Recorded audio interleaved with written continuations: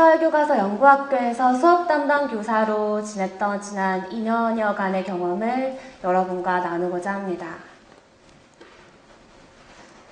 교사가 되고자 하는 한 학생이 있었습니다.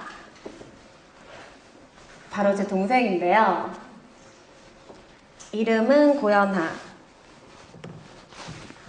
경희대학교에서 조경디자인을 공부하다가 작년 이맘때쯤 학교를 그만두고 올해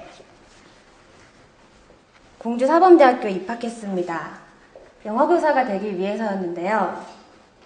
그렇게 동생은 예비교사의 길을 걷게 되었습니다. 1학년 1학기 그리고 2학기 2학기에 접어든 동생은 강의 중에 모의 수업을 하게 됩니다. 그 수업을 준비하면서 이런저런 생각들을 하게 되죠. 좋은 수업을 하고 싶어. 어떤 수업 방식이 효과적일까? 가만히 있자. 그동안 배웠던 교수법들을 떠올려보자. 강의법, 토론법, 소집단 협동학습, 팀 티칭, 대형 강의법. 경우에 따라 모두 효과적인 교수학습 방법이 될 수 있어. 그런데 말이야, 나는 특별히 학생들의 협업이 활발한 교실을 만들고 싶어. 무엇보다 수업 준비 시간과 노력이 적게 들면서도 학생 간 상호작용을 증진시킬 수 있는 그런 비법. 뭐 없을까? 이런 일련의 고민 속에서 동생은 언니인 저를 찾게 됩니다.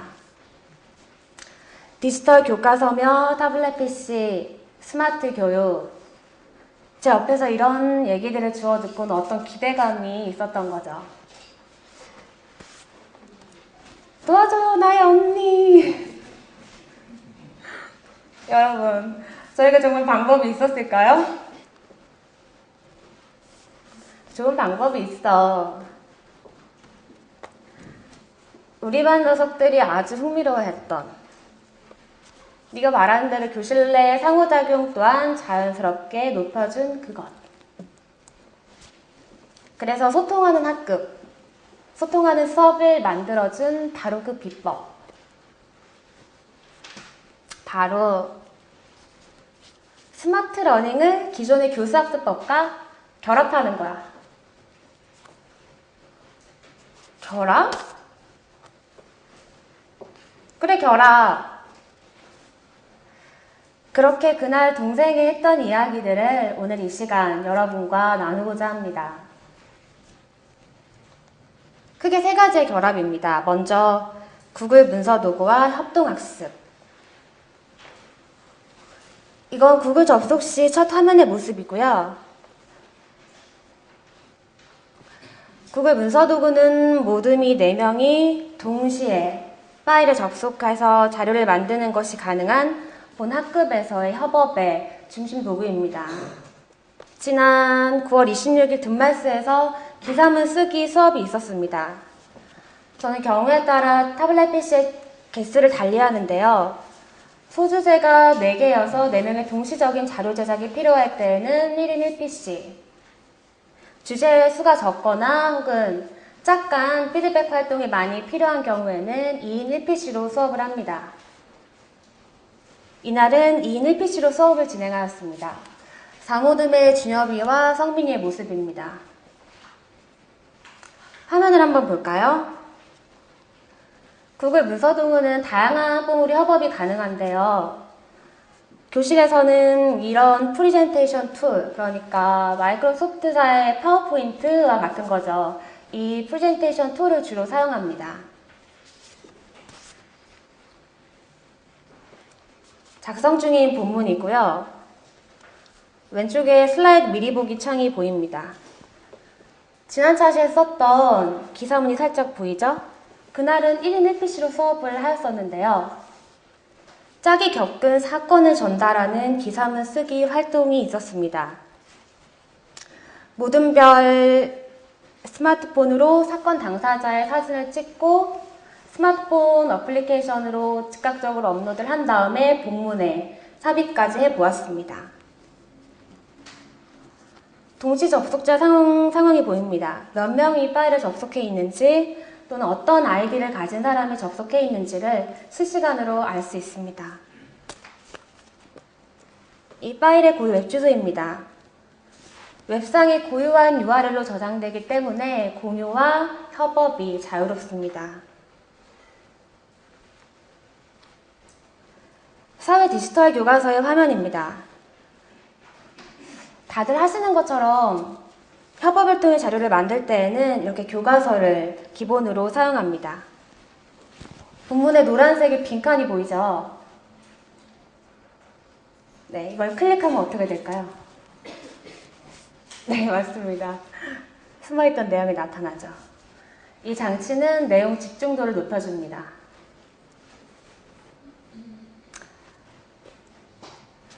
그런데 본문에서 모르는 단어가 나왔다. 그럼 어떻게 해야 될까요?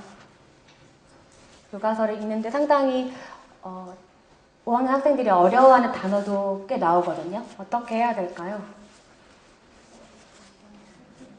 네, TPC가 1인당 한개가 있는 저희 학교에서는 먼저 이 디지털 교과서를 잠시 닫고 바탕화면으로 가서 웹브라우저를 연 다음 검색을 할 수 있겠죠. 근데 이거보다 좀 쉬운 방법 없을까요? 네. 있습니다. 디지털 교과서 안에 숨겨있는 기능인데요. 먼저 그 해당 단어를 드래그 한 다음 마우스 우클릭 메뉴에서 검색을 선택합니다. 다들 아시죠? 위키피디아 백과사전. 네, 그 위키피디아 백과사전으로 연결이 됩니다. 와우.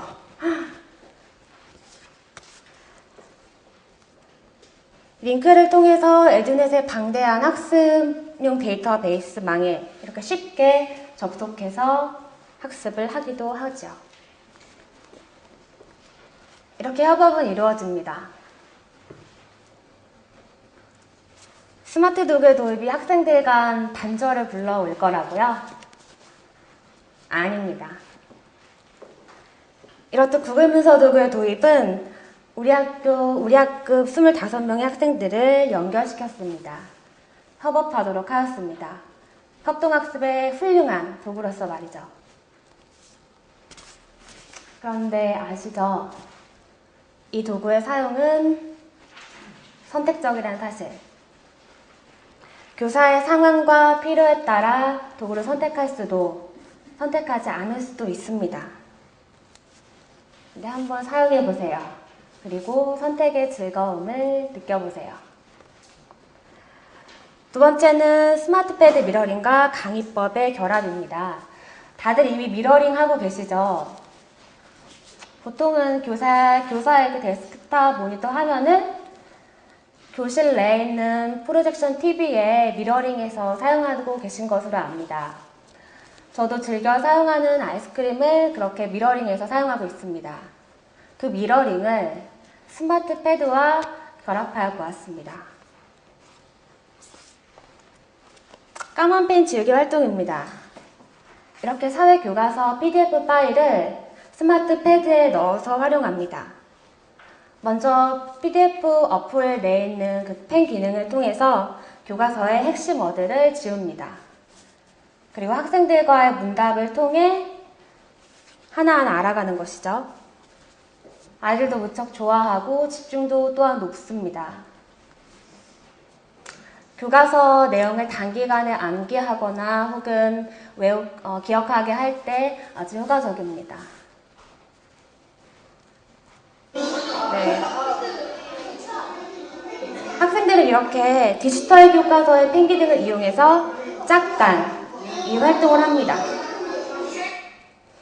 얼마나 집중해서 하는지 다음 활동으로 넘어가기가 미안할 때가 많아요. 교과서에 실린 그림을 PDF 어플에 담아서 수업하고 있습니다. 패드의 특성상 그림의 줌인, 줌아웃이 가능하기 때문에 시각적인 설명에 아주 효과적입니다. 화면의 사방을 보시죠. 학생들의 시선을 방해할 만한 요소가 전혀 없습니다. 화면의 움직임을 보시죠.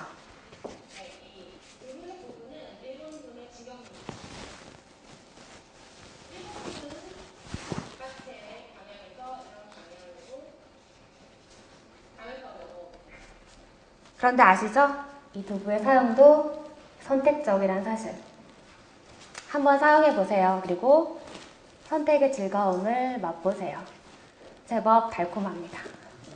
마지막으로 다양한 학생활동 중심 수업과의 결합입니다. 그중 마인드맵에 관한 이야기입니다. 스마트패드 어플을 통해 마인드맵을 작성하고 있는 저의 모습입니다. 수업 정리 단계인데요. 주요 내용을 상기하는 문답을 하면서 아이들과 함께 마인드맵을 작성합니다. 학생의 모습입니다. 교사의 정리 무렵에 답을 하고 교사와 함께 이렇게 마인드맵을 작성합니다.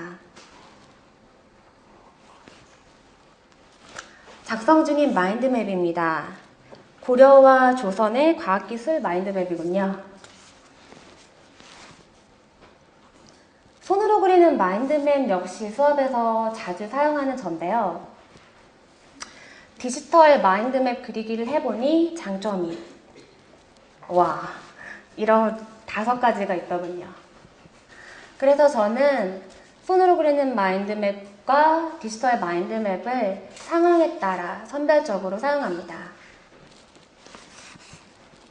아시죠? 이 도구의 사용 역시 선택적이란 사실. 한번 사용해 보세요. 정말 달콤합니다. 여러 가지 교수법들이 존재합니다. 웹 기반의 교수학습 방법은 거기에 한 채널이 더 추가된 거고요. 기존의 교수학습 방법의 결합입니다. 이를 위해서는 개인 TPC를 사용할 수도, 스마트폰을 사용할 수도 있습니다. 물론 서책만을 사용할 수도 있고요. 이거는 좋은 수업을 고민하는 개개 교사들의 선택의 문제입니다. 하지만 스마트 교육의 도입으로 동생이 원했던, 그렇게 바랬던 학생들이 즐거워하는 교실, 상호작용이 활발한 교실, 무엇보다 교사의 수업 부담이 줄어든 교실을 저는 작년과 올해 경험하고 있습니다. 그래서 곧 나오게 될 정식 디지털 교과서도 퍽 기다려지고요. 저의 이야기를 다 들은 동생은 진지한 눈빛으로 고개를 끄덕였습니다. 그 눈빛 어딘가에는 또 다른 생각과 고민들의 시작이 엿보이기도 했고요. 얼마 전 카페에 갔다가 노트북을 펴놓고 열심히 작업 중인 한 무리의 대학생들을 보았습니다. 우리 반 학생들의 모습이 오버랩되더군요. 2년 차임에도 여전히 생경하게만 느껴지던 스마트 도구, 스마트 교육이란 단어가 그렇게 불쑥 제게 찾아온 것 같았습니다. 이상 저의 이야기를 들어주셔서 감사합니다.